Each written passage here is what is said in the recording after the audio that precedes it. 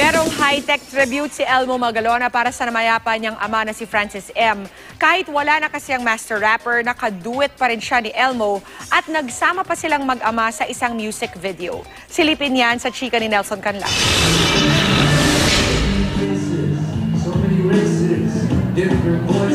Isang sorpresang ipinakita ng mag-anak na Magalona sa mga fans ni Francis M. Kahit halos 5 taon nang namayapa ang master rapper, sa tulong ng teknolohiya, nagawang mapagsama si Francis at ang kanyang anak na si Elmo sa iisang music video.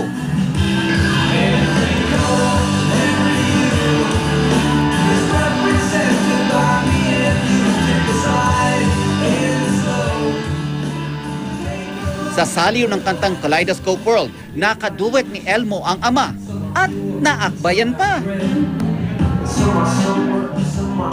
Sa akin kasi, it's yung legacy nga. I just really want people to remember him always. Para kay Elmo, ang video na kanyang ginawa ay maagang regalo niya sa kanyang namayapang ama. Aminado siyang ang kanyang papa, ang kanyang inspirasyon. Every year we think of something new and something to celebrate Father's Day. And this year we tried to think of something new and bring it up to the next level. Halos lahat ng mga anak ni Francis at Pia nasa showbiz na. Hindi man musika ang pinasok ng ilan sa kanilang magkakapatid. Nais daw nilang pagbutihin ang kanilang career para palawigin ang pinamana ng ama.